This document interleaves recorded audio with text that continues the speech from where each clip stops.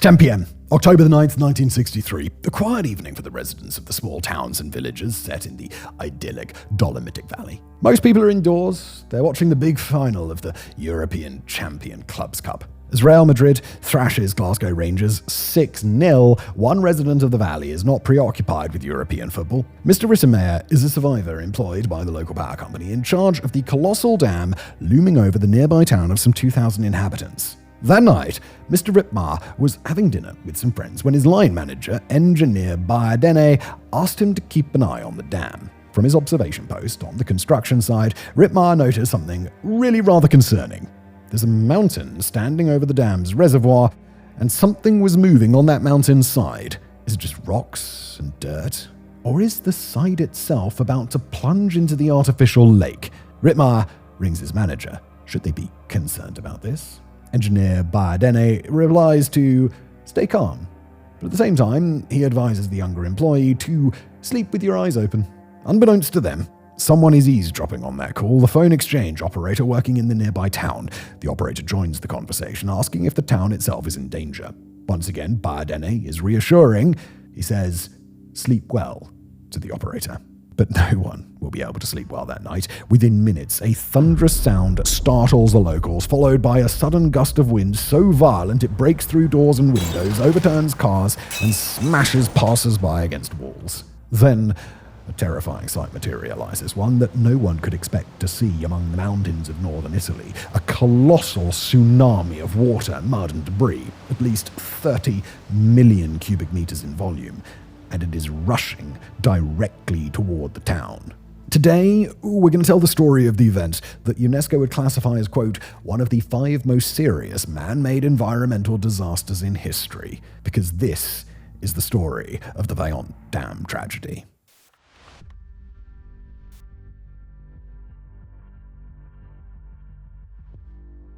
If you string together the word dam with the concept of disaster, you might immediately think of a third word, and that's collapse. In this case, however, the Vaiont Dam in question did not collapse. In fact, the robustness of its design and construction were frequently praised as a result of a miracle of modern engineering. A masterpiece, even. So what happens? Well, 10:39 p.m. on October the 9th, 1963, some 100 kilometers north of Venice in Italy, a massive landslide detached from the side of Mount Toc within the Dolomitic Alps mountain range and plunged into this artificial reservoir. The mass of rock, dirt, and debris generated a towering wall of water, a veritable tsunami, which overtopped the crest of the Vaiont Dam and crashed into the valley below. In a matter of seconds, the fury of the waters flattened all signs of human settlement in their path, claiming the lives of up to 2,500 inhabitants. This disaster was, and still is, the deadliest landslide ever recorded in European history. And this is a complex story. It's got a lot of characters, but we'll just start by looking at the most visible and imposing of them all, and that, of course, is the dam itself. This colossal engineering achievement still stands to this day in Italy's northeast and Belluno province. It was built across the deep, narrow gorge carved by the Vaiont River, which flows through the southeastern portion of the Dolomite mountain range. This engineering landmark was constructed from concrete as a double-curved, thin-arch dam, standing 264 meters tall, roughly 4/5 the height of the Eiffel Tower. The barrier measured 22 meters thick at its base, tapering to just 3.3 meters at the crest. In terms of width, the dam spanned almost 190 meters. At the time of its completion, the Vaiont Dam was the highest in the world, and today it still ranks as a pretty respectable number 10. The dam is within sight of some other key protagonists of this tragedy. First, we have Mount Toc, situated to the south of the reservoir generated by the dam, towering almost 2,000 meters above it. To the north of the reservoir stood Erto and Casso, 2 villages administered by the same mayor, which clung to the slopes of a massif at an elevation of 775 meters. Our cast of inanimate characters concludes with a larger village of some 2,000 inhabitants, Longarone, lying just west of the dam. Now, the origin story of this dam, it dates back to the early 1920s when a private company sought to harness the hydroelectric potential of the tributaries of the Piave River, including the Vaiont. That was the main purpose of the dam, creating an artificial lake to feed hydroelectric powerhouses. The engine behind the project was the Adriatic Electric Company, known by its Italian acronym SARE. The CEO of Sade was a fascinating character, Giuseppe Volpi, Count of Misurata. This remarkably successful businessman could lay claim to founding the Venice Film Festival in addition to serving as finance minister in one of Benito Mussolini's early cabinets. Volpi was indeed quite cozy with the fascist regime and could have profited extensively from completing the Vaiont project during the late 20s, 30s, or 40s. However, throughout that period, the fascist government was busy frying some larger fish, up to and including a world war. In 1948, 3 years after that conflict's end, Volpi's Sade resurrected the project.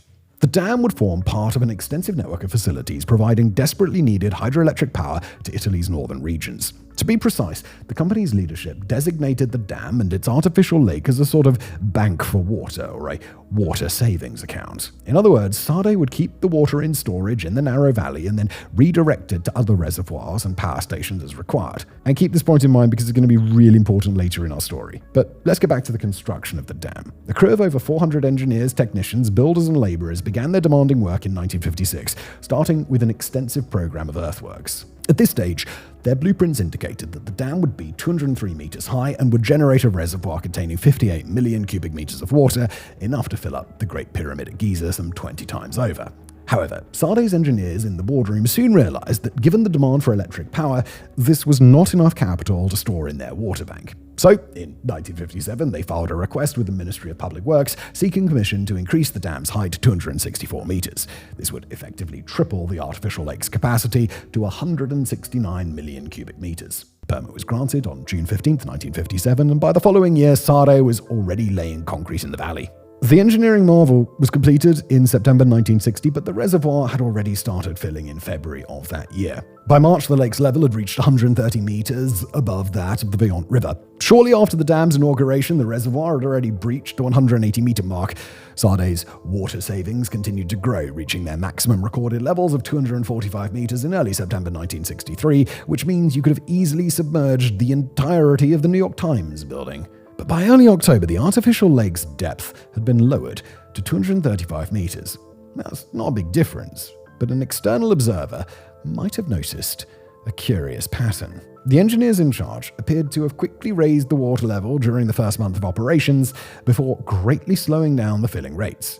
On one occasion, in late 1962, they had even lowered levels by 50 meters before accelerating the refilling process once again. And you might be wondering, what was going on here? As it would later emerge, there were some perfectly good reasons behind the seesawing water levels, reasons that would be tightly related to the disaster that unfolded on October 9, 1963.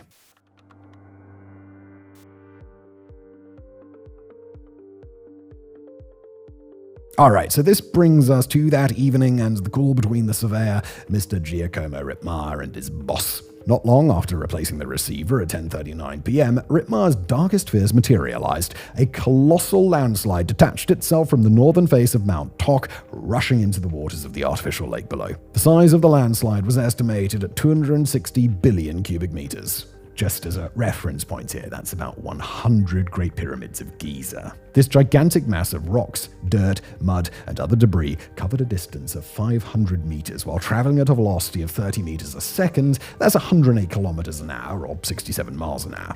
Due to the speed and distance it traveled, the landslide accumulated enough energy to surge 140 meters up the opposite bank of the reservoir. As you might imagine, such tremendous mass and energy thrust into a body of water was going to have some pretty big consequences, and those consequences materialized in the forms of two gigantic waves, two tsunamis traveling in opposite directions. One wave moved from the center of the lake eastward, crashing upon the villages along the banks of the Vaiont River. That portion of the valley was, and still is, broad enough to disperse the fury of the waters. Thus, that eastbound tsunami soon lost both height and energy. But the other, that was a different story. The tsunami heading west was estimated to be carrying 30 million cubic meters of water, mud, and debris, equivalent to the volume of 12 Great Pyramids. But we should also mention its weight, at least 30,000 metric tons, about the weight of 20,000 medium-sized cars. In a matter of seconds, this liquid, catastrophic wall traveled more than 200 meters up the northern bank of the reservoir, sweeping through the villages of Urto and Casso. The main direction of travel, however, was towards the west, towards the dam. As high as the construction might have been, it did not stand a chance against the west side tsunami. It simply could not contain it. The wave overtopped the crest of the dam by some 245 meters. In other words, the tsunami that rose above the Vaiont Dam was almost as high as the dam itself. In doing so, the wave claimed the life of our young friend Rittmeyer. Then, gravity played its part. The mountainous mass of water plunged into the valley beyond the dam, generating a powerful thrust that propelled incredibly violent air streams toward the nearby towns and villages. Longarone, the largest centre in the area, was the first to be hit at 10:43 p.m. Raging gusts of wind initiated the destruction of the town, levelling the less sturdy structures, breaking through doors and windows, and knocking down inhabitants. According to some accounts, unfortunate witnesses were entirely pulverized by the initial shockwave. This phase didn't last very long, however. The tsunami, a ruthless wall of water and solid debris, hit next, razing to the ground Longarone and 4 other smaller villages. The wave covered a front of some 3 kilometers, submerging homes, annihilating livelihoods, destroying the lives of entire communities, and washing away memories that may never be recovered. Rescue operations were immediately organized under the supervision of the Italian army. More than 10,000 medics, soldiers, police officers, and volunteers descended onto the Vaiont Valley, equipped with amphibious vehicles, bulldozers, ambulances, field hospitals, and tents for refugees. Their efforts were joined by 850 firefighter crews who moved quickly around the area by helicopter and motorboat. As the fire brigade and medical emergency services reached Fai, south of Longarone, they realized, to their horror, that the disaster might not yet be over.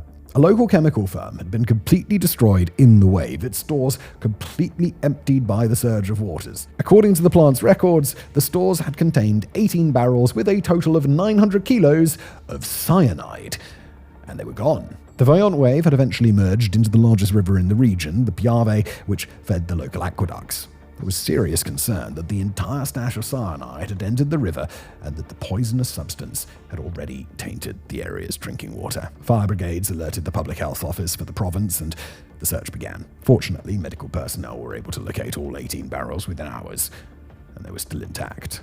A potential environmental catastrophe had been averted. Moreover, rescuers were able to save the lives of 73 people, half drowning under the mud and rubble. But nobody was in the mood to celebrate. The devastation had been truly staggering.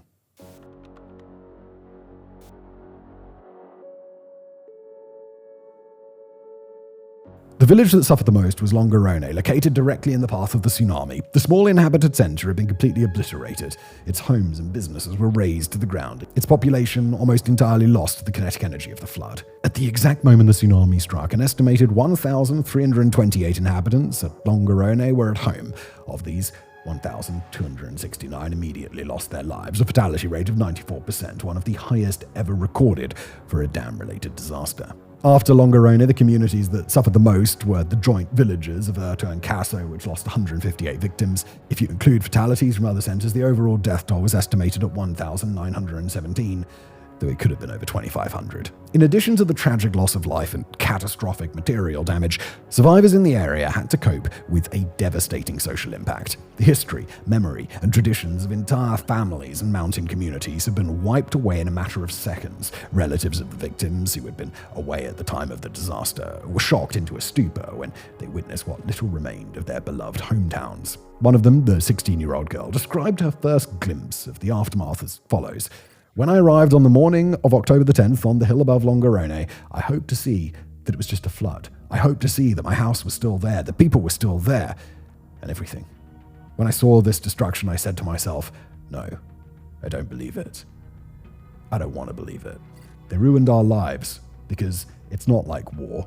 This is different. What you experienced, what you saw, that immense massacre of corpses, that land that is no longer yours, but another planet, it moved something in you. Something was triggered, and you will never forget it."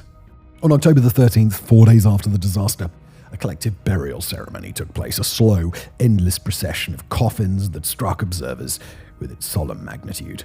Rescue teams continued their operations for another 2 months, desperately searching for survivors and the missing. And then life had to resume. The few survivors of Longarone made a profound decision. They would not relocate away from their ancestral lands. Their town would be rebuilt on the same site. The Italian government immediately agreed to the plan, signing into law a reconstruction budget of 10 billion liras, that's about $160 million today. As Longarone was being rebuilt, many people migrated there from all over Italy, participating in the reconstruction of the small community and helping to breathe new life into what had been lost. The The joined villages of Urto and Casso, or rather the survivors, would experience a more complex aftermath. Following the disaster, the dam operators decided to drain the artificial lake to prevent further incidents. Even so, the slopes overlooking the reservoir remained at risk of landslides and were thus declared off-limits. For this reason, the survivors could not resume their lives in their homes. An entirely new town would be built for them in an area 40 kilometers away from their ancestral lands. Now, if we were to restrict today's episode to an overview of the disaster itself and its immediate consequences, well, our story would end here, but you can see it's not going to because you can see how long the video is, can't you? But I will draw your attention back to one of the sentences used by the young woman that we quoted earlier. They ruined our lives. Key emphasis on they there. So who are they? Who was responsible for the tragic devastation and the loss of life? And that raises another question. Was this disaster preventable?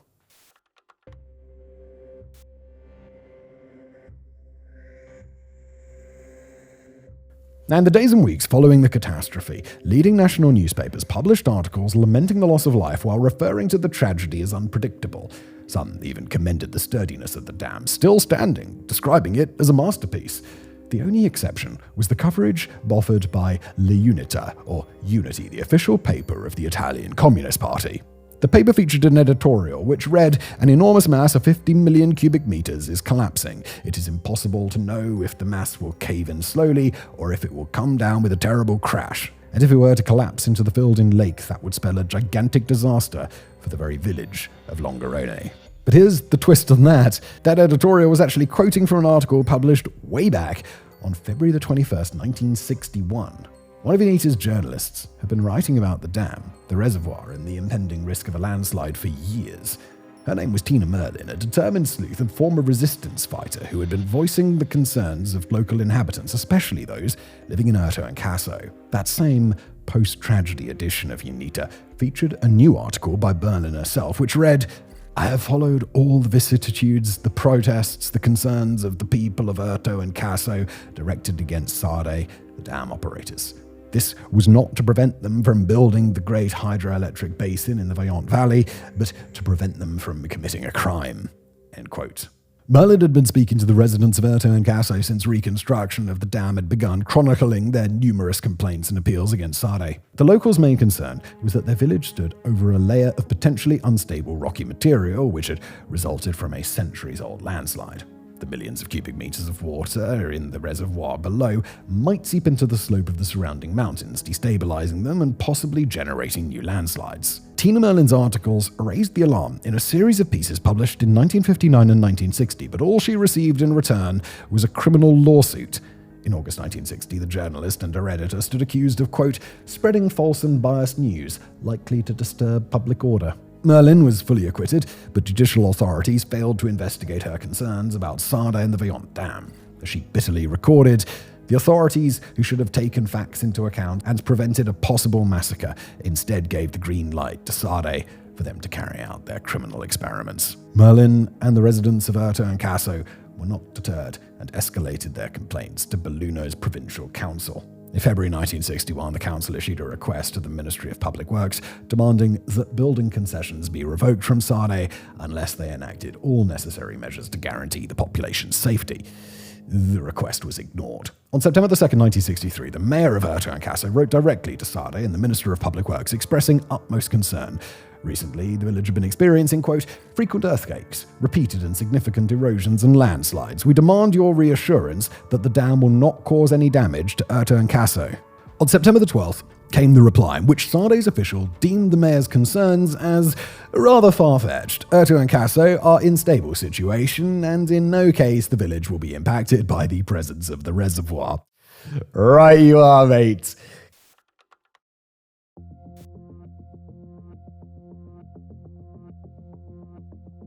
Now, it's important to note that several high-ranking employees of Sade were well aware of the landslide risks and have been actively investigating them from the start of the project. The lead engineer for the dam, Carlo Semenzo, was greatly alarmed by two disasters that took place on March the 22nd, 1959 and December the 2nd of the same year. The first event occurred at the Pontesi Reservoir, another of Sade's projects located 11 kilometers northwest of the Vaiont site. On that occasion, 3 million cubic meters of rocks plunged into the lake, generating a 20-meter high wave which killed the watchman on duty at the dam.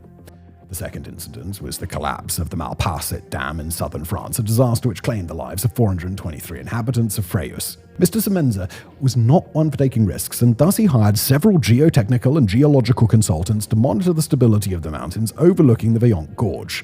One such expert was Leopold Müller, a world-class Austrian geologist who worked closely with Semenza's own son, Edoardo, a recent geology graduate. Far from being a nepo baby who had landed a job thanks to his daddy, Edoardo was extremely competent and quickly identified a major safety hazard on the northern slope of Mount Toc, the remnants of a large, prehistoric landslide sitting atop weak layers of clay. According to Edoardo, rising water levels in the reservoir could potentially reactivate the landslide.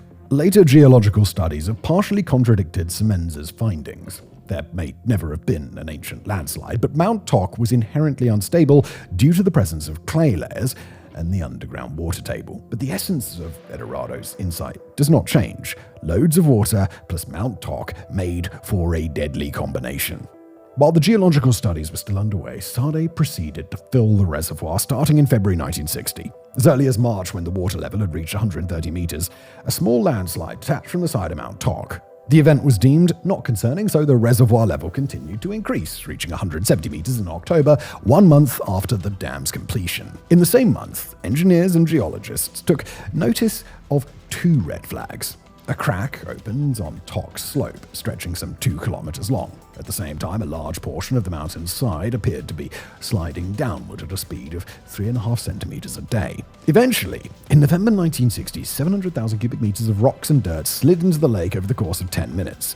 The mass and velocity of this landslide were relatively contained, meaning that the resulting waves did not cause any damage. Nonetheless, Sade's staff wisely decided to drop the water levels back down to 135 meters. Based on these events and Edoardo Semenza's findings, lead consultant Leopold Müller issued his recommendations to Sade in February 1961.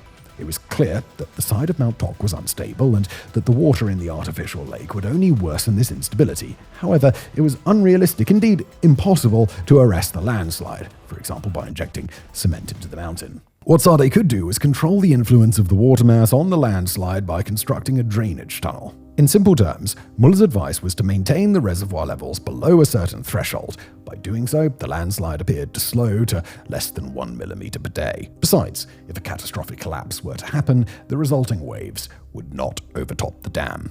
Sade began enacting Müller's recommendations while initiating a series of safety experiments at the Hydraulic Model Center operated by the University of Padua. These tests involved building a smaller, scaled model of the dam, the reservoir, and the Vaiont Gorge itself to study the effects of potential landslides from Mount Toc.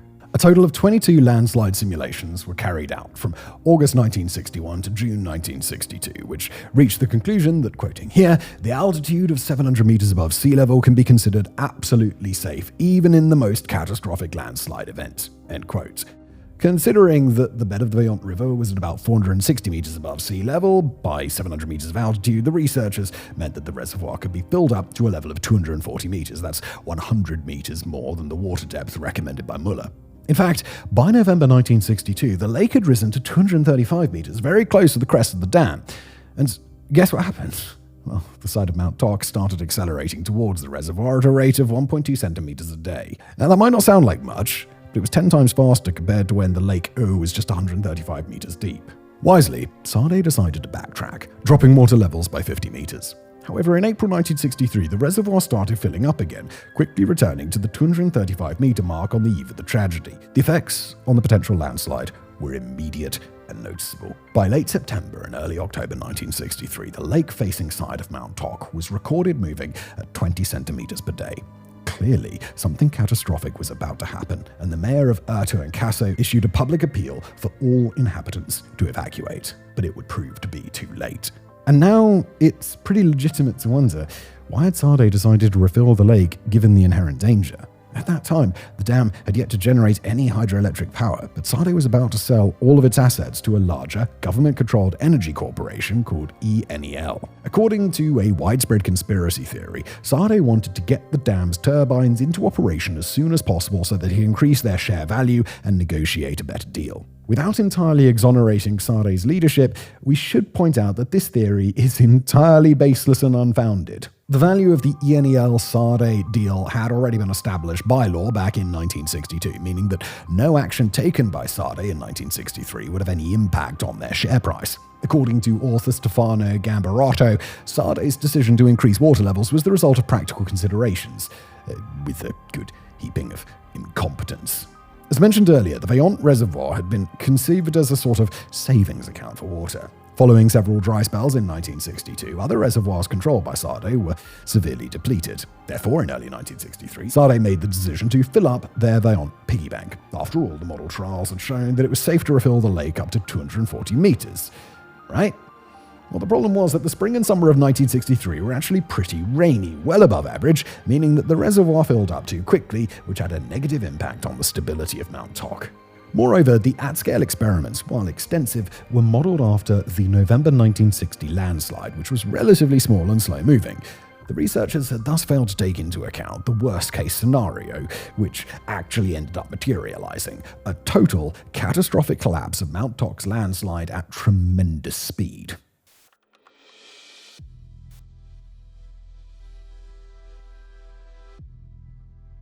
On October 11th, 1963, the Minister of Public Works appointed a commission of inquiry to determine the causes of the disaster. It took more than 4 years, but eventually the commission's findings resulted in a criminal trial scheduled to begin in November 1968. The list of defendants included 6 civil servants from the Public Works Ministry and 5 Sade employees, including Deputy Director General Alboritzo Biadene. 3 of the defendants had died before the trial could start, 2 of them from natural causes. The third, the dam's resident engineer, Mario Pancini, had taken his own life, tortured with remorse. The prosecution sought sentences of up to 21 years for all 8 remaining defendants on charges of landslide and flood caused by negligence, as well as grossly negligent manslaughter. After 3 years of trials and appeals, Rome's Court of Cassation issued the final verdict in March 1971. 6 of the 8 defendants were acquitted, with only 2 receiving custodial sentences. The convicted were Mr. Biadene and Francesco Sensadoni, a ministry official who had authorized the reservoir to be replenished up to the 240-meter mark. The 2 were found guilty of flood caused by negligence and negligent manslaughter, but their sentences were exceptionally lenient. Biadene was released after 2 years, Sensadoni after just 8 months. Following the 1971 sentencing, another trial was held to determine the damages owed by ENEL and Montedicent, the companies that had acquired Sade's assets. In February 1997, Belluno's provincial tribunal ordered them to pay 57 billion lira in compensation to the affected villages, equivalent to 48.8 million euros or $57 million today. This latter ruling, more so than the 1968-1971 court proceedings, confirmed the thesis upheld by Tina Merlin before and after the tragedy. The Vaiont Dam disaster could have and should have been prevented. Sure, there was little that human engineering could do to prevent millions of cubic meters of rock and debris from collapsing into an artificial lake, but there was plenty that those in charge could have done to mitigate the consequences of the landslide. They could have kept the water levels below a safe threshold or evacuated the population as a preventative measure as soon as the daily velocity of the landslide had started increasing. Or, as author Gambarato pointed out, Sade should have simply abandoned the project once it became clear that Mount Toc was not solid enough. And yet, despite the red flags raised by the residents and by their very own consultants, Sade leadership chose to pay attention to the more reassuring findings of their at-scale experiments. This preventable disaster thus wasn't prevented, leaving in its wake widespread death, destruction, trauma, and oblivion.